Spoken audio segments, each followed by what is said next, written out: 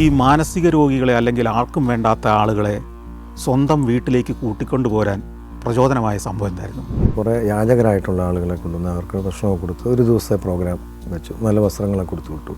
പിന്നീട് അതിലൊരാൾ എന്നോട് ചോദിക്കുകയാണ്, ഇങ്ങനെ തിരിച്ചുവിടാനാണ് എന്തിനാണ് കൊണ്ടുവന്നത്, എനിക്ക് കിടക്കാൻ സ്ഥലം തരാമെന്ന് ചോദിച്ചു. അപ്പം അങ്ങനെ ഈ തോമസേട്ടനെ വീട്ടിൽ താമസിപ്പിച്ചു. ഇത്തരം ഉപേക്ഷിക്കപ്പെട്ട ആളുകളെ കൊണ്ടുവന്ന് തരാൻ പറ്റുന്ന ഒരു സ്ഥലമാണിതെന്ന് ക്രമേണ ആളുകൾ അറിഞ്ഞു അല്ലേ? അവർ ഈ മാനസിക രോഗമുള്ളവരെ ഒക്കെ അങ്ങ് കൊണ്ടുവരാൻ തുടങ്ങി. അത് നാട്ടിൽ അലഞ്ഞു നടന്നവരൊക്കെ ആയിരുന്നു. അതെ, നാട്ടിൽ അലഞ്ഞ് നടക്കുന്നവർ, വീടുകളിൽ പ്രശ്നം സൃഷ്ടിക്കുന്നവർ. ഈ വന്നു കൂടുന്നതിനകത്ത് ക്രിമിനൽ സ്വഭാവമുള്ളവരും ഇല്ലേ ഒത്തിരി പേര്? മാനസിക പ്രശ്നമുണ്ട് ശാലം ചെറുതായിട്ട്. അപ്പം അതിൻ്റെ കൂടെ ആൽക്കഹോൾ യൂസ് ചെയ്തു. വീട്ടിൽ ചെന്നപ്പോഴത്തേക്ക് ഒരു ബോധമില്ലാത്ത അവസ്ഥയായി.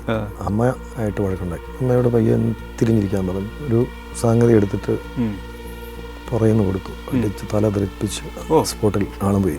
ഒരു 10,000-ന് മേലെ, ഒരു 12, 11.5 ഒക്കെ അത്രയും ആൾക്കാരെല്ലാം വന്നു പോയിട്ടുണ്ട്. 12,000-ഓളം ആളുകൾ വന്നു പോയിട്ടുണ്ട്. ഇപ്പൊ സ്ഥിരമായിട്ട് അവിടെ ഉള്ളവർ എത്ര പേരുണ്ടാവും? 468 പേര് മരിയസ്ഥാനത്ത് ഇപ്പോൾ ഉണ്ട്. റോസ്ലി എന്ന് പറയുന്ന കുന്നൂന്നിക്കാരി ഒരു പെൺകുട്ടിയാണ്. 10 തവണ പുള്ളിക്കാരത്തി കിണറ്റിൽ ആത്മഹത്യക്ക് ചാടിയതാണ്. ഇവിടെ വന്നിട്ട് പിന്നെ ഈ ആത്മഹത്യ പ്രവണത ചെയ്തു. ഒരു പ്രാവശ്യം കിണറ്റിൽ ചാടിയപ്പോൾ ഞങ്ങളെല്ലാം പുറത്ത് നിൽപ്പുണ്ട്. ഞാൻ ആ ബക്കറ്റ് എടുത്ത് എറിഞ്ഞിട്ട് പിടിക്കടി റോസ്ലി എന്നിട്ട് ആ ഒരു കമാൻഡിൽ അവൾ കയറി പിടിച്ചു.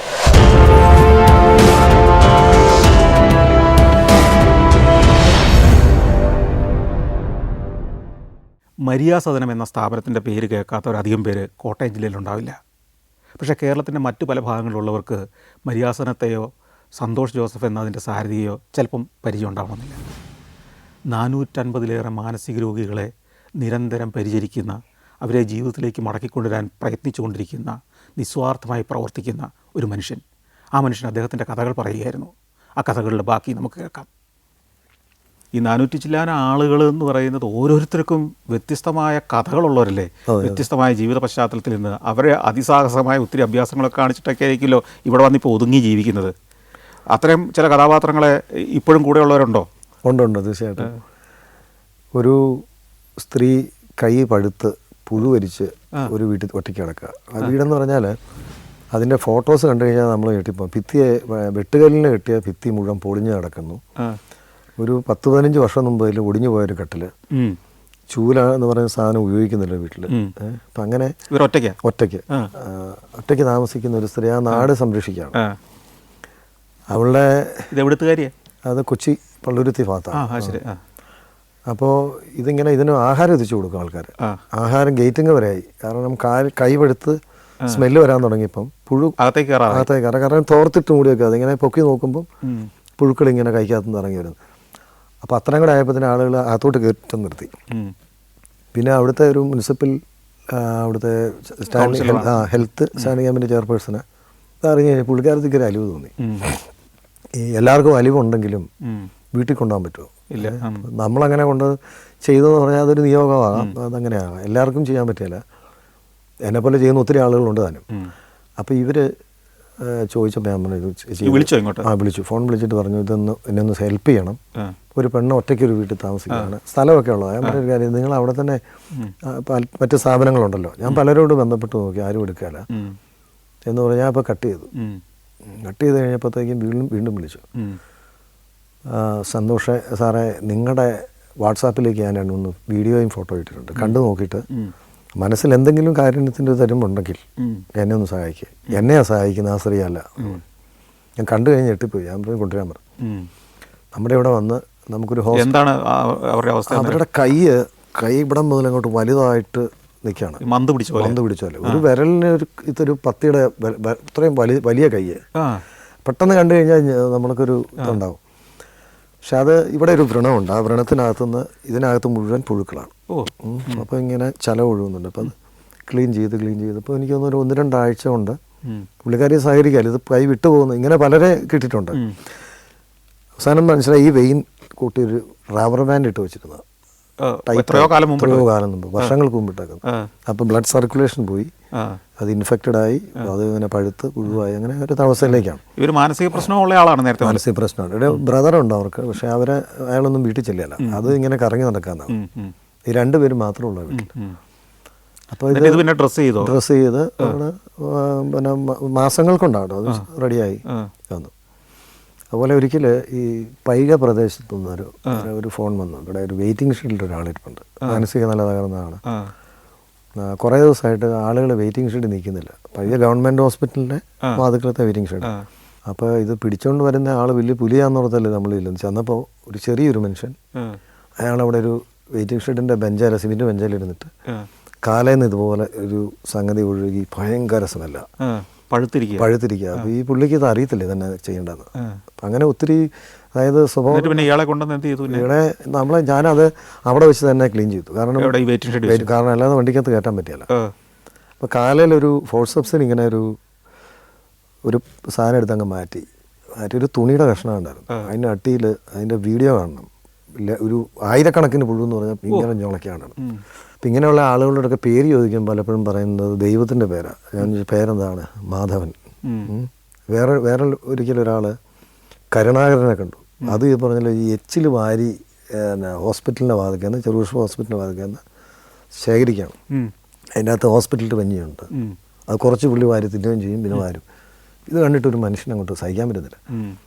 പെട്ടെന്നൊന്ന് വരാമെന്ന് ചോദിച്ചു. നമ്മൾ ഒന്ന് കണ്ടു, നല്ല മഴയാണ്. ഞാൻ ചെന്ന് അയാളുടെ കൈയുടെ ഇവിടെ കൂട്ടങ്ങ് പിടിച്ചു, കയറി വരാൻ പറഞ്ഞു. വണ്ടി കയറ്റി ഇരുത്തി. അതിലൂടെ ഞാനിങ്ങനെ പല രീതിയിൽ ചോദിച്ചു, ഈ പേരെന്നാന്ന് ചോദിച്ചു, മിണ്ടുന്നില്ല. അപ്പോൾ ഈ കയ്യെന്ന് ഞാൻ പിടിവിട്ടില്ല. പിടിവിട്ടാൽ അത് ഭയങ്കര ദുർഗന്ധമാണ് കയ്യെന്ന്. പുള്ളിയുടെ കയ്യിലൊരു കിഴക്കെട്ടുമുണ്ട്. പിന്നെ കഴിക്കാനുള്ളത് ശേഖരിക്കുന്നത് വേസ്റ്റാണ്.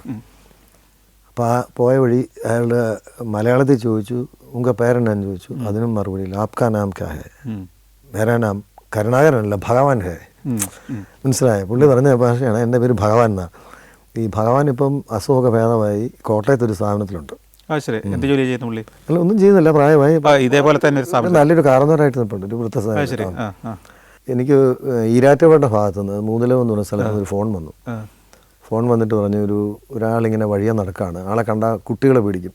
കുട്ടികളെല്ലാം മുതിർന്നവർക്കും ഭയം തോന്നും. എന്താ അയാളുടെ പ്രശ്നം എന്ന് വെച്ചാൽ മുടിയെല്ലാം നീട്ടി, താടിയൊക്കെ ഉണ്ട്. കണ്ടു കഴിഞ്ഞാൽ പെട്ടെന്നൊരു ഞെട്ടും കണ്ടാൽ. അടുത്ത് വന്നപ്പോൾ വണ്ടിയുടെ ചില്ല് താത്തിട്ട് പറഞ്ഞു, വണ്ടിയെ കയറുന്നു, പോകാമെന്ന് പറഞ്ഞു. പുള്ളി നേരെ ആ തോട്ടിലേക്ക് എടുത്ത് ചാടി. പിന്നെ പുള്ളിയെ കണ്ടില്ല. കുറേ സമയം കഴിഞ്ഞ് വീണ്ടും കറങ്ങി ചെല്ലുമ്പോൾ വഴിയിൽ, അന്നേരം മരിയസ്ഥാനത്ത് നിന്ന് 2-3 പിള്ളേരും വന്നു. പുള്ളി റോഡിലിരുന്ന് പത്രം തലയും കുത്തി പിടിച്ചിരുന്ന് വായിച്ചുകൊണ്ടിരിക്കുക. അപ്പോൾ പോരുമല്ലെന്ന് ചോദിച്ചു, പോന്നാക്കാന്ന് പറഞ്ഞു. അവിടെ വന്നു കുട്ടായി. ഇവിടെ വന്നു കഴിഞ്ഞിട്ട് മുടിയെല്ലാം വെട്ടി. മുടിയെന്ന് പറഞ്ഞാൽ നമ്മൾ കട്ട് ചെയ്യുന്ന തന്നെ വീഡിയോസ് ഉണ്ട്. അതായത് സ്ത്രീകളുടെ മുടി അങ്ങനെ വെട്ടിയെടുക്കുന്നത്, അതുപോലെ നീളത്തിലുള്ള മുടികൾ വെട്ടി മാറ്റി അയാളെ ഷേവ് ചെയ്ത് കുളിപ്പിച്ചു. കരിയൂരുമാണ് കൈയൊക്കെ ഇരിക്കുന്നത്, നഖത്തിനൊക്കെ ഇത്ര നീളമുണ്ട്. ഇതെല്ലാം ചെയ്ത് കഴിഞ്ഞിട്ട് അയാളോട് ചോദിച്ചു, പേരെന്താണ്? പേരില്ല. വീട് എവിടെയാന്ന് ചോദിച്ചു. വീട് അവിടെയാണ്. വീടിൻ്റെ സ്ഥലം എവിടെയാണ്? അതിനും പേരില്ല. അപ്പനുണ്ട്, പേരില്ല. അമ്മയുണ്ട്, പേരില്ല. ഭാര്യയുണ്ട്. ആർക്കും പേരില്ലാത്തൊരു രാജ്യത്തു നിന്നാണ് പുള്ളി വന്നേക്കുന്നത്. ഇപ്പോൾ 10 വർഷമായി. നിങ്ങൾ പേരിട്ടോ? പുള്ളിക്ക് അവിടെയുള്ള പേഷ്യൻസ് തന്നെ പേരിട്ടു. അവിടെ കൂടക്കിടപ്പുകാർ വാറുണ്ണി എന്ന് പേരിട്ടു. കാരണം ഈ മുടി വാർമുടി പോലത്തെ എന്നും പറഞ്ഞാണ് അവര്. പക്ഷെ ആ പേര് വിളിച്ചാൽ പുള്ളി സംസാരിക്കും, പുള്ളിക്ക് താല്പര്യമാണ്. വാറുണ്ണി എന്നാണോ പേരെന്ന് ചോദിച്ചാൽ അല്ല, ഇത് ഇവര് വിളിക്കുന്നതാണ് യഥാർത്ഥ പേരെന്ന്. അങ്ങനെ ഒരു പേരില്ല. അതങ്ങനെ പല ചാനലിലൊക്കെ ഇട്ട് നോക്കി, പത്രത്തിൽ വാർത്ത കൊടുത്തു. ഒരുപാട് ആളുകൾ അന്വേഷിച്ചു വന്ന ആളെ കാണാൻ. പക്ഷേ അവരുടെ മിസ്സിങ് ആയിട്ടുള്ളവരൊക്കെ ഏകദേശം ഷേപ്പ് വെച്ച് വരാറുണ്ട്. അങ്ങനെ ഇപ്പോഴും അജ്ഞാതനായിട്ട് അങ്ങനെ ജീവിക്കുകയാണ്. പക്ഷെ നാളൊരു 50 കിലോ അരിയോ ചാക്കൊക്കെ ആണെങ്കിലും എടുത്ത് ലിഫ്റ്റ് ചെയ്ത് കിച്ചണിൽ കൊണ്ടുപോയിട്ട് കഴുകി സ്റ്റീമറിലിടും. അതൊക്കെ ചെയ്യും. അതിനുള്ള ഒരു ഇപ്പോൾ ഇവിടെ എന്തോ ആണെന്നൊരു തോന്നലായിരുന്നു. അപ്പോൾ ഈ മുടി വെട്ട് ഞാനായിരുന്നു വർഷങ്ങളോളം. 10-15 വർഷം ആയി കാണും. ഒരു മുകുന്ദൻ എന്നും പറഞ്ഞൊരു ബാർബർ വന്നു. ഇപ്പം ഒരു ബാർബർ ഷോപ്പ് ഉണ്ട് അതിൻ്റെ അകത്ത്. പുള്ളിക്കും ഒരു ജോലി. പുള്ളിക്ക് രാവിലെ മുതൽ മുടി വെട്ടാണ്. അപ്പം പുള്ളിക്ക് റേഡിയോ വേണം. പുള്ളിക്ക് അതിന് കൂലിയുണ്ടോ? എന്തെങ്കിലുമൊക്കെ കൊടുക്കും. വീട്ടിൽ പോകാറുണ്ട്. വീടുണ്ട്. വീട്ടിൽ പോകുമ്പോൾ ഇച്ചിരി പൈസ കൊടുത്തു വിടും. തീരെ പാവപ്പെട്ട ആൾക്കാരാണ്. മുകുന്ദൻ്റെ ഒരു പ്രത്യേകത എന്ന് വെച്ചാൽ നല്ലൊരു ഗായനും കൂടെ. റേഡിയോ ഉണ്ട്. റേഡിയോ നമ്മൾ സാധാരണ ഒരു നാട്ടിൻപുറത്തെ ഇതുപോലെ പുറയിലും ഫ്രണ്ടിലും ഗ്ലാസും ഒരു ബാർബർ ചെയർ, ഒരു പ്രൊഫഷണൽ സംവിധാനം കൊടുത്തു. അപ്പം അവിടെ ബാക്കിയുള്ളവരൊക്കെ വന്ന് അവിടെ ഇരുന്ന് കഥയൊക്കെ കേട്ട് റേഡിയോ ഒക്കെ കേട്ട് അങ്ങനെ ഒരു പരിപാടിയാണ്. മുകുന്ദൻ്റെ സർവീസ് എന്ന് പറഞ്ഞാൽ വളരെ വലുതാണ്. എത്ര പേരാ? എനിക്ക് തോന്നുന്നു ഒരു 280ഓളം പുരുഷന്മാർ തന്നെയുണ്ട്. ഇത് വേണ്ടവർ അവരെ എല്ലാം പുള്ളി തന്നെ വെട്ടുന്നത്. ഇപ്പം നമ്മൾ ഇപ്പോൾ വെട്ടാൻ ജില്ലയാണ് വേണ്ട പൊക്കോളാൻ പറയും. ഇപ്പം അസിസ്റ്റ് ചെയ്യാൻ വേറെ ഒരു ബാർബറോട് വന്നിട്ടുണ്ട്. അതാണ്. അപ്പം അങ്ങനെ ഇപ്പോൾ ഓരോ പെയിൻറ്റ് ചെയ്യുന്നവരുണ്ട്. ഇപ്പോൾ ഒരാളിപ്പം കുഞ്ഞു രീതിയിൽ ഒരു സാധനം ചിരണ്ടിട്ട് പെയിൻ്റ് അടിച്ചുകൊണ്ടിരിക്കുക. പിന്നെ വേറൊരു പ്രത്യേകത എന്ന് വെച്ചാൽ ഈ അടുത്ത കാലത്ത് വന്ന ഒരു പ്രദീപ് എന്ന് പറഞ്ഞ ആളാണ്. പുള്ളി ശില്പങ്ങൾ ഈ തടിയെ കുത്തുന്നതാണ്. അതായത് ഒരു അമ്പലത്തിൽ താഴികക്കുടവോ രണ്ട് ഒരു 5-6 പേര് കൂടി ചെയ്യുന്നതിനകത്ത് പുള്ളിയും എക്സ്പെർട്ടാണ്. പുള്ളി നല്ലൊരു ഗായകനാണ്. പുള്ളിയുടെ പേര് പൊന്മണി എന്നാണ് ഗായകൻ്റെ പേര്, പുള്ളി പറയും. പിന്നെ യഥാർത്ഥ പേര് പ്രദീപ് എന്നാണ്. ഗായകനായത് പൊന്മണിയാണ്.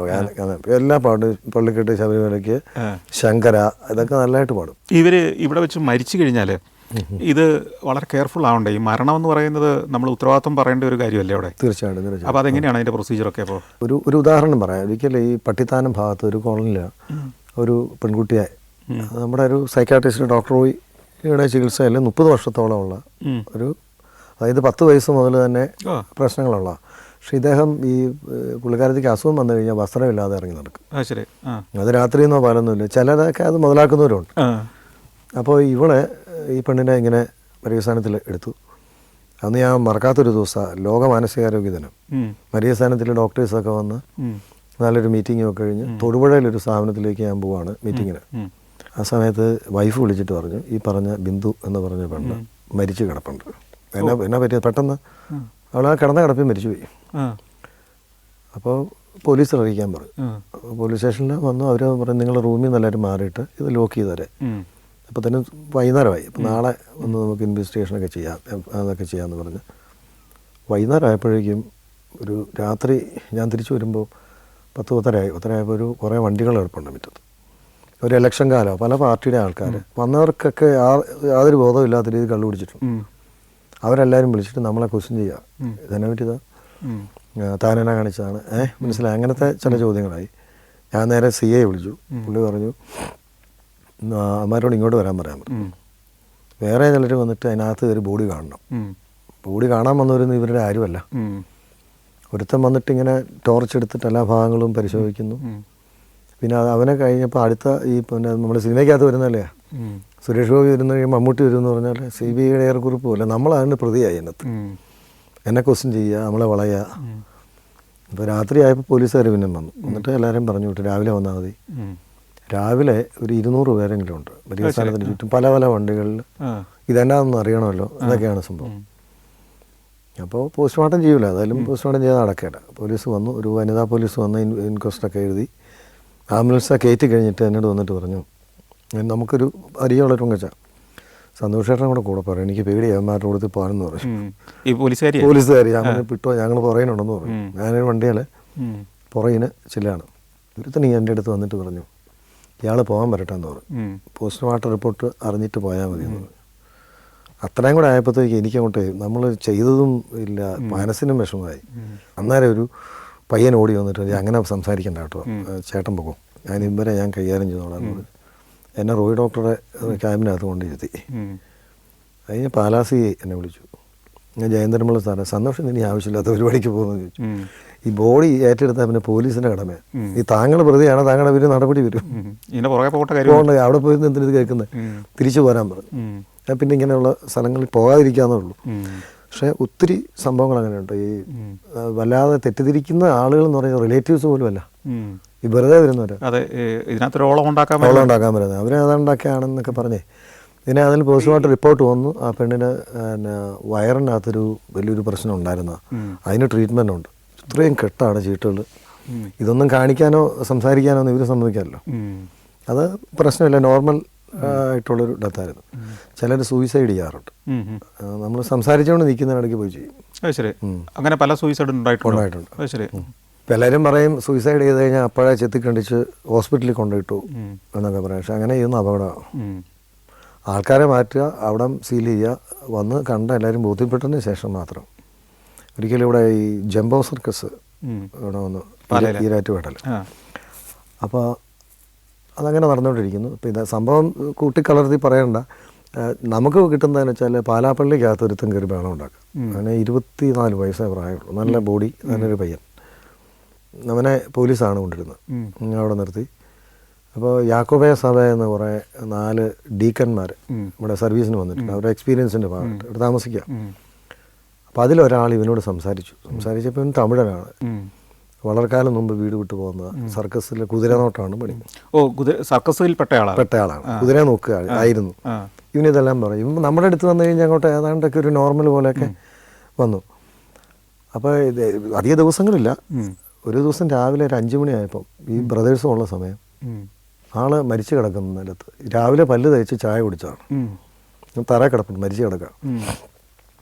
ആ കിടക്കുന്ന കിടപ്പിൽ പിന്നെ എടുത്ത് ഹോസ്പിറ്റലിൽ കൊണ്ടുവന്നു. അപ്പോൾ തൂങ്ങിയതൊന്നും അല്ലല്ലോ. അപ്പോൾ അവർ മരിച്ച് സ്ഥിതിക്ക് ഹോസ്പിറ്റലുകാർ തുടിയല്ല. പിന്നെ പോലീസിനെ വിളിച്ചു. പോലീസ് അവിടെ നിന്നുകൊണ്ട് തന്നെ ഇതെല്ലാം എഴുതി മാസനൊക്കെ എഴുതി ഇവനെ നേരെ മെഡിക്കൽ കോളേജിൽ കൊണ്ടുവന്നു. മെഡിക്കൽ കോളേജിൽ ഇപ്പോൾ ഈ ബന്ധുക്കളുണ്ടെന്നറിയാവുന്നതുകൊണ്ട് നമുക്കൊന്നും ചെയ്തില്ല. അവർ വരാതെ അവിടെ ബോഡി സൂക്ഷിച്ചു. അല്ല, ബന്ധുക്കൾ എന്ന് പറഞ്ഞാൽ ചെന്നൈയിൽ നിന്ന് വരണ്ടേ, തമിഴ്നാട്ടിൽ നിന്ന് വരണ്ടേ? ഇവൻ നമ്പർ കൊടുത്തിട്ട് ഈ ഒരാൾ ഇവരെ കോണ്ടാക്ട് ചെയ്തായിരുന്നു. അപ്പോൾ പറഞ്ഞു സർക്കസ് കമ്പനിയിലാണ് ജോലി എന്നും പറഞ്ഞു. ഇപ്പോൾ ഇവിടെ ഇങ്ങനൊരു സ്ഥലത്താണ്. ഇവർക്ക് ഇതൊന്നും മനസ്സിലായില്ല. ഇവരെ ധാരണ കഴിക്കുന്നത് 4-5 വർഷക്കാലം ഇവിടെ ജോലി ചെയ്ത പൈസ എൻ്റെ കയ്യിലുണ്ടെന്നുള്ള രീതിയിൽ അവിടെ നിന്നൊരു കാറും എടുത്ത് ഇവരിവിടെ വന്നു. നമ്മുടെ അവിടെ കുളിക്കാനും ഭക്ഷണമൊക്കെ കൊടുത്തു. ഇവരെ അങ്ങോട്ട് കയറ്റി വിട്ടു. മെഡിക്കൽ കോളേജിൽ ചെന്നപ്പോഴേക്കും അതിൻ്റെ ഫ്രീസറിന് എന്തോ കംപ്ലൈൻറ്റ് ഉണ്ടായിരുന്നു. 3 ദിവസമായിട്ടിരിക്കുന്ന ബോഡി അതെടുത്ത് പോസ്റ്റ്മോർട്ടം ചെയ്ത് ഒരു പായ്ക്കകത്ത് കെട്ടി കാറിൻ്റെ ഡിക്കി വെച്ചു ഇവർ. എന്നിട്ട് നേരെ വിട്ട് മരിയ സ്ഥാനത്ത് വന്നു. ബോഡി കയറ്റി വാങ്ങിയല്ലോ അവർ. പൈസ വേണമെന്ന് പറഞ്ഞു. അപ്പോൾ അന്നത്തെ DVSP ഇവിടെ ഞാൻ വിളിച്ചു പറയുമ്പോൾ എന്തെങ്കിലും കൊടുത്തു വിട്, അവർക്ക് ഭക്ഷണം കഴിക്കണ്ടേ, അതൊക്കെ ആയിരിക്കാം, വല്ല നിവൃത്തി കൊണ്ട് ഒന്ന് സഹായിച്ച് വിട്ടാക്കാൻ പറഞ്ഞു. 2000 രൂപ കൊണ്ട് കൊടുത്തു. അത് പോരാ അവർക്ക്. ഞാൻ പറഞ്ഞു ഇവിടെയല്ല ജോലി ചെയ്തത് ജംബോ സർക്കസിലാണ്. വണ്ടി നേരെ പേട്ടയ്ക്ക് ചെന്നു. അവിടെ ചെന്ന് ബോഡിയായിട്ട് അവരവിടെ കിടന്ന് ബഹളം ഉണ്ടാക്കി. അവിടെ പൈസ വാങ്ങിച്ച് ചെന്നൈ തിരിച്ച് ചെന്ന് ഇത് ബോഡി അടക്കുമ്പോൾ 6-7 ദിവസം കഴിഞ്ഞ് ഇതേപോലെ തന്നെ വേറൊരു തമിഴൻ, അത് ഭയങ്കര ഒരു വയലൻ്റാണ്. ഈ പറഞ്ഞ ആളുകളെ എവിടെയെങ്കിലും കണ്ടു കഴിഞ്ഞാൽ അന്നേരം വിളിയാം, നിങ്ങളുടെ ഒരാൾ പോകുന്നു. അപ്പോൾ നമ്മൾ ചെല്ലും. ഞാനിവനെ വഴിയിലിട്ട് വണ്ടിക്കകത്ത് പിടിച്ച് കയറ്റി ഇടുമ്പോൾ അവൻ അപ്പുറത്തോടെ ചാടും. പിന്നെ കുറേ കള്ളുകൂടി ഷാപ്പിക്കാർ എല്ലാവരും കൂടി ബലമായിട്ട് കയറ്റി വണ്ടിയെ വെച്ച് തന്നു. ഇവിടെ വന്ന് കുറേ ഇവനെ നമ്മൾ 2 കൈയും വിരിച്ചു പിടിച്ചിട്ടാണ് മുടി വെട്ടുന്നത്. സമ്മതിക്കാല, കുളിക്കുന്ന ഇഷ്ടമില്ല, ഡ്രസ്സ് മാറണ്ട. അത് വളരെ ഇച്ചിരി ഫോഴ്സ് ചെലുത്തി ഞാൻ തന്നെ ചെയ്തത്. കുളിയെല്ലാം കഴിഞ്ഞപ്പോൾ ഭക്ഷണമൊക്കെ കഴിച്ച് പതുക്കെ ഏതാണ്ടൊക്കെ ഒരു നോർമൽ. പിന്നെ മരുന്ന് കഴിച്ചു. ഇവരെ രാത്രി ഒരു 2-3 മണി സമയത്ത് ഇവൻ വളരെ ശാന്തനായി വേറൊരു പേഷ്യൻ്റ് ഒട്ടും ബോധമില്ലാതെ വന്ന് ഇവനെ ഇടിച്ചു കഴിഞ്ഞപ്പോൾ ഇവൻ അവനെ എടുത്തിട്ട്, ഇന്ന് അവനിലും ആരോഗ്യമുണ്ട്, ഒറ്റയേറം കൊടുത്തു ഭിത്തിക്കിട്ട് തല പോയി ഇടിച്ചിട്ട് നേരെ ഊർന്ന് താഴെങ്ങോ അനക്കമില്ല. പിന്നെ അവനെ എടുത്ത് മരിയനിൽ കൊണ്ടുവന്നു. അത് കഴിഞ്ഞ് മെഡിക്കൽ കോളേജിൽ ICU കിടത്തി തല സർജറി ചെയ്ത് അകത്ത് നല്ല ക്ലോട്ടുണ്ടായിരുന്നു. ആൾ മരിച്ചു. അപ്പോൾ നമ്മൾ ചെയ്തത് എന്താണെന്ന് വെച്ചാൽ ഈ ഏറ് നടന്ന അന്ന് തന്നെ പോലീസ് ലീവിൽ അറിയിച്ചു, കേസെടുപ്പിച്ചു.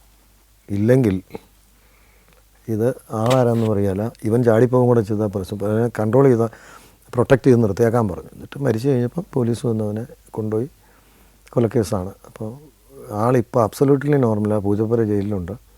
അവിടുന്ന് മലയാളത്തിൽ വേറൊരുത്തനെ കൊണ്ട് ഇല്ലൻറ്റിൽ കാർഡിൽ എഴുതിച്ചു വിട്ടു, സാറ് ഒന്ന് വരണം, എന്നെ ജാമ്യത്തിൽ ഇറക്കണം, ഞാൻ അറിഞ്ഞ് ചെയ്തതല്ല, എന്നെ ഉപദ്രവിച്ചപ്പോൾ ഞാൻ ചെയ്തതാണെന്ന് പറഞ്ഞാലൊരു, പക്ഷെ നമുക്കൊന്നും ചെയ്യാൻ മേലാത്തൊരു സാഹചര്യമാണ്. പിന്നെ അവൻ്റെ നാട്ടിലോട്ടൊക്കെ അറിയിച്ചിട്ടുണ്ട്. ആരെങ്കിലും വന്ന് ഇപ്പം ഇങ്ങനെ പല പല പ്രശ്നങ്ങളെ.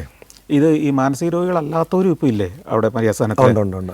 വൃദ്ധര്, അനാഥരായവർ ഒക്കെ അല്ലേ? അവരും ഉണ്ടാവില്ല, ഒരു 10-100 പേര്. 100-100-ലധികം ഉണ്ട്. നമ്മൾ ഈ ഇങ്ങനെയുള്ളവർക്ക് വേണ്ടി സെപ്പറേറ്റ് കാര്യങ്ങൾ ചെയ്ത് തുടങ്ങുകയാണ്. ഇനിയിപ്പോൾ അതാണ് വേണ്ടത്. ഇത് രണ്ടാക്കണ്ടേ? രണ്ടാക്കണം. ഇത്തരം പ്രശ്നങ്ങളുമായിട്ട് വന്ന ആളുകൾ പിന്നെ ഇവിടുത്തെ പ്രധാനികളായി മാറിയിട്ടുണ്ടാവുമല്ലോ പലരും. രോഗമൊക്കെ ഭേദമായി തിരിച്ചു നാട്ടിലേക്ക് പോകാതെ ആകുകയും ഇവിടെ തന്നെ തുടരുകയും ചെയ്യുന്ന ആളുകളുണ്ടോ? ഉണ്ട്. ഒരു എനിക്ക് തോന്നുന്ന ഒരു 20-23 വർഷം മുമ്പ് വലിയസ്ഥാനത്തിൻ്റെ തുടക്കമാണ്. കുട്ടികൾ നമുക്ക് നോക്കാനുള്ള ലൈസൻസും ഇല്ല, സംവിധാനങ്ങളും ഇല്ല. ആദ്യമായിട്ടൊരു കുട്ടി 7 വയസ്സുകാരനെ, എവിടുത്തുകാരനാണ്? സെക്കൻഡറാബാദുകാരനാണ്. പുള്ളി അവിടുന്ന് ട്രെയിൻ കയറി ഒരുപാട് യാതനകൾ, കാളെ നോക്കുന്നിടത്ത് നിന്ന് അയാളെ തല്ലി, പിന്നെ അവിടെ നിന്ന് ഓടി രക്ഷപ്പെട്ടു. ഒരുപാട് ട്രാജഡി, വലിയ കഥയുള്ള മെയിൻ. അപ്പോൾ വെറും 7 വയസ്സ്. അപ്പോൾ സെൻറ് തോമസ് കോളേജിലെ വാതിക്കൽ പാലായിൽ ഇവൻ രാത്രി നിൽക്കുമ്പം ഈ ചില ആളുകൾ ഇങ്ങനെ ഈ കാണാനൊക്കെ നല്ലൊരു ഒരു ഓമനത്തുള്ള മുഖമാണ്. അപ്പോൾ ഇവനെ പിടിച്ചിട്ട് താടിക്കെടുത്തിട്ട് കള്ളനല്ലട എന്നൊക്കെ പറഞ്ഞ് ഇവനെ ഇങ്ങനെ വരട്ടുക. അപ്പോൾ പാലയിലെ കുറേ ആളുകൾ, ഒരു കുട്ടിച്ചൻ എന്ന് പറയുന്ന ആൾ, പുള്ളി ഇങ്ങനെ വന്നപ്പോൾ ഇവനെ കണ്ട് ഇവനെ രക്ഷപ്പെടുത്തുക അവിടുന്ന്. അപ്പോൾ സെൻറ്റ് ജോസഫ് കോളേജിലെ ഒരു ടീച്ചറിൻ്റെ മോൻ്റെ ഷർട്ടും നിക്കറും ഒക്കെ ഇടിച്ച് പോലീസ് സ്റ്റേഷനിൽ കൊണ്ടുപോയി ആക്കിയാൽ കുട്ടിച്ചൻ ചേട്ടൻ ഓർത്തു രക്ഷപ്പെട്ടല്ലോ എന്ന്. പക്ഷെ അവർ പറഞ്ഞു, അയ്യോ നമ്മളിപ്പോൾ എന്ത് ചെയ്യാൻ, എവിടെ വിടാൻ പറ്റും, അന്യ സംസ്ഥാനക്കാരൻ, ഒരു കാര്യം ചെയ്യും, നേരെ മരീസനത്തിലോട്ട് കൊണ്ടുപോകണം. അപ്പോൾ ഇവിടെ വന്നപ്പോൾ എനിക്ക് അവനെ അതിനകത്ത് കയറ്റി കടത്താൻ പറ്റില്ല. കാരണം ഈ പേഷ്യൻസ് എന്ന് പറഞ്ഞാൽ ഭയങ്കര സെക്സ്വലായിട്ടൊക്കെ അബ്യൂസ് ചെയ്യാനൊക്കെ ഒരുപാട് സാധ്യതയുണ്ട്. കുട്ടികളെ നമുക്ക് പറ്റിയാൽ പിന്നെ നമ്മുടെ കൂടെ തന്നെ നിർത്തി വീട്ടിൻ്റെ സൈഡിലായിട്ടൊരു മുറിയിൽ ആക്കി. വലിയ സൗകര്യങ്ങളൊന്നുമില്ല. ആ സമയത്താണ് നമ്മുടെ സ്കൂളിൽ നിന്ന് കുട്ടികളായിട്ട് വരുന്നതും. അപ്പോൾ ആ കുട്ടികളെ പരിചയപ്പെടുത്തി കൊച്ചിനെ. അപ്പോൾ പറഞ്ഞു നമ്മുടെ സ്കൂളിൽ ലേബർ ഇന്ത്യയിൽ തന്നെ നിർത്തി പഠിപ്പിക്കാമെന്ന് പറഞ്ഞു. കാരണം വെച്ചാൽ ബർത്ത് സർട്ടിഫിക്കറ്റ് ഇല്ല. ബർത്ത് സർട്ടിഫിക്കറ്റ് ഇല്ലാത്തതുകൊണ്ട് നമുക്ക് കണ്ടിന്യൂ ചെയ്യാൻ മേലാകുന്നു. ഇപ്പോൾ 2 വർഷമെന്ന് വെച്ചാൽ അവൻ അത്യാവശ്യം ലെറ്റേഴ്സ് വായിക്കാനോ കണക്ക് കൂട്ടാനൊക്കെ പഠിച്ച് തിരിച്ചു വന്നിട്ട് മരിയ സ്ഥാനത്തിൻ്റെ ഇപ്പോൾ എല്ലാമാണ്. അതായത് ജനറേറ്റർ, മോട്ടർ, അതുപോലെ ഗസ്റ്റ് വന്നാൽ നോക്കാൻ, ഗാനമേളയ്ക്ക് കീബോർഡ് ഉപയോഗിക്കാൻ, എല്ലാത്തിനും ഒരു മകൻ്റെ ഒരു സ്ഥാനത്ത് തന്നെ. അവന് എത്ര വയസ്സായി? അവന് 27 വയസ്സായി. ശരി, 20 കൊല്ലമായി. അവനെ കല്യാണം കഴിപ്പിച്ചു. ഒരു നേഴ്സ്, അവൾക്ക് ഒരു ബാക്ക്ഗ്രൗണ്ട് അധികം ഇല്ല. അപ്പോൾ അതിനോട് ചോദിച്ചു. അപ്പോൾ അവൾ സമ്മതിച്ചു. അങ്ങനെ 2 പേരെയും കല്യാണം കഴിപ്പിച്ച് അരിയസ്ഥാനത്തിനകത്ത് തന്നെ ഒരു വീട്ടിൽ താമസിപ്പിച്ചിരിക്കുകയാണ്. അപ്പോൾ അതാണ് ഞാൻ പലപ്പോഴും ഓർത്തിട്ടുണ്ട് കൈവിട്ടു പോയി എന്ന്. ഇടയ്ക്ക് ഒരു പ്രാവശ്യം ഇറങ്ങിപ്പോവുക ചെയ്തതാണ്. 500ഓളം ആളുകളെ സംരക്ഷിക്കുക എന്ന് പറയുന്നത് ഒരു ദിവസം ചെറിയ തുകയ്ക്കാവും, നമുക്ക് എക്സ്പെൻസൊക്കെ ചെറുതേ വരുന്നുള്ളെങ്കിൽ പോലും ഇതൊരു വലിയ ഒരു സാമ്പത്തിക ബാധ്യത ഉണ്ടാകുന്ന കാര്യമല്ലേ? ഇതെങ്ങനെയാണ് നടത്തിക്കൊണ്ട് പോകുന്നത്? തീർച്ചയായിട്ടും ഞാൻ എൻ്റെ ഒരു വിശ്വാസം ഞാൻ പറഞ്ഞില്ലേ, ഈ മനുഷ്യരെ നമ്മൾ സഹായിക്കുമ്പോൾ മനുഷ്യരിലൂടെ തന്നെ ആ പരാശക്തി നമ്മളിൽ പ്രവർത്തിക്കും. ഒരു സംശയമില്ലാത്ത കാര്യമാണ്. കഞ്ഞിക്ക് അരിയില്ലാതെ ഞാൻ വാശിയോടെ മേടിക്കാതിരുന്നിട്ടുണ്ട്. തലയ്ക്ക് തലേന്ന് ഇമാം സുബൈർ മൗലവി ഈരാറ്റുപേട്ടെന്ന് പെട്ടെന്ന് എന്നോട് പറയാതെ ഉരിയാക്കരി ഉണ്ടെന്ന് തോന്നുന്നു. പിറ്റേ ദിവസം പട്ടണമടത്തിൽ നിന്ന് ആണ്ടി സ്വാമി ഉരിയാക്കരി ഉണ്ട്. അതിൻ്റെ പിറ്റേ ദിവസം അരിയില്ല. അപ്പോഴും ഇത് വരും എന്നുള്ള പ്രതീക്ഷയിൽ ഞാനങ്ങിരുന്നു. തന്നെ വരണം, വലിയ സ്ഥാനത്തിലെ അരി തന്നെ വരണം, ഞാൻ മേടിക്കാറ്. അപ്പോൾ ഏതായാലും രാവിലെ ആയി 10 മണി, 10:30, 11:30 ആയപ്പോൾ തന്നെ 300 പേരുണ്ടല്ലോ. 12 മണിയായി. 12:30 ആയപ്പോൾ പുള്ളി പറഞ്ഞു, ഞാൻ ഈ പരിപാടി ഇവിടുത്തെ നിർത്തിയെന്ന് പറഞ്ഞു. ആര് പറഞ്ഞു? കഞ്ഞി വെക്കാൻ നിൽക്കുന്ന ചേട്ടൻ പറഞ്ഞു, ഞാൻ പോകാമെന്ന്. വേറൊരാൾ വന്നിട്ട് പറഞ്ഞു, നമുക്ക് കുറേ ബ്രെഡ് വാങ്ങിച്ചാലോ, പെട്ടെന്ന് ഇനി അതെല്ലാം നടക്കുകയുള്ളൂ. ഞാൻ പറഞ്ഞു, 1 മണിക്ക് ശേഷം ഇവിടെ പ്രശ്നമില്ലെങ്കിൽ പരിപാടി ഞാൻ നിർത്തും. മനസ്സിലായോ? 12:45 കഴിഞ്ഞപ്പോൾ സൽക്കാർ കേറ്ററിങ്ങിൽ നിന്ന് ബാബു ചേട്ടൻ വിളിക്കുകയാണ്. അപ്പോൾ എടുത്തതൊരു പെങ്കൊച്ച. പുള്ളി പറഞ്ഞതാണ്, ഒരു 500 പേർക്കുള്ള ഫ്രൈഡ് റൈസും ചിക്കനും അതിൻ്റെ സൈഡെല്ലാം കൂടെ ഉണ്ട്. ആദ്യം പറയും ക്ഷമിക്കണമെന്നാണ് പറഞ്ഞത്. നിങ്ങളെല്ലാവരും ഭക്ഷണം കഴിച്ച് കാണുമല്ലോ, 12:30 ആയില്ലേ, ഇത് കൊണ്ടുവന്നാൽ വേസ്റ്റായി പോവുമോ? ഞാൻ പറഞ്ഞു, ബാബുച്ചേട്ടൻ്റെ കൊണ്ട് ഇങ്ങനെ വരാൻ പറഞ്ഞു. പുള്ളിയും കൂടെ ആ വണ്ടിയിൽ കയറി വന്ന് 300 പേർക്ക് കഴിക്കാനെടുത്ത 500 പേരുടെ ഭക്ഷണം വന്നു. അപ്പോൾ ഇതിൽ നിന്നൊക്കെ മനസ്സിലാക്കുന്നൊരു കാര്യം വെച്ചാൽ, നമ്മൾ നന്മയാണ് ചെയ്യുന്നതെങ്കിൽ, മനുഷ്യരോട് കരുണയാണ് കാണിക്കുന്നതെങ്കിൽ, ദൈവത്തിൻ്റെ ഏറ്റവും വലിയ ഭാവം എന്ന് പറഞ്ഞാൽ കരുണയും ക്ഷമയും സഹനവുമാണ്. ഇത് 3 ഇല്ലാത്ത ആരും ഈ കാര്യം ചെയ്യാല. ഇതൊക്കെ തന്നെ അഭ്യസിച്ചതാണ്. ഒരുപാട് മാനസിക രോഗികൾ തല്ലിയിട്ടുണ്ട്, ഓടിച്ചിട്ട് പിടിച്ചിട്ടുണ്ട്. ഇങ്ങനെയൊക്കെ ആണെങ്കിലും നമുക്ക് അവരോട് കാണിക്കുന്ന കരുതലിന് ദൈവം തരുന്ന ഒരു അനുഭവമായിട്ട് തന്നെ ഞാൻ കാണുന്നത്. ഇനി മുമ്പോട്ട് ഒരുപാട് പ്രോജക്റ്റുകളുണ്ട് ചെയ്യാൻ. പ്രോജക്റ്റ് എന്ന് പറഞ്ഞാൽ എല്ലാം ഇവരെ എവിടെയെങ്കിലും നല്ല രീതിയിൽ നോക്കാനുള്ള ആഗ്രഹം മാത്രമേ ഉള്ളൂ. അത് നടക്കും. ഇപ്പോൾ ഇതിനോടകം 10,000-ലേറെ ആളുകളെ ജീവിതത്തിൻ്റെ പുതിയൊരു വഴിയിലേക്ക് തിരിച്ചുവിട്ടയാളാണ്. ഇത് ഒരു സമൂഹത്തിന് ചെയ്യുന്നൊരു വലിയ സേവനമാണ്, മനുഷ്യരാശിക്ക് ചെയ്യുന്ന വലിയൊരു സേവനമാണ്. ഇനിയും പ്രതിസന്ധികളെല്ലാം മറികടന്ന് ആഗ്രഹിക്കുന്നത് പോലെ എത്രയോ ആളുകൾക്ക് സ്വാന്തനത്തിൻ്റെ ഒരു സ്ഥാപനമായി മരിയ സദനം തുടരട്ടെ എന്ന് ഞാൻ ആശംസിക്കുകയാണ്. Thank you.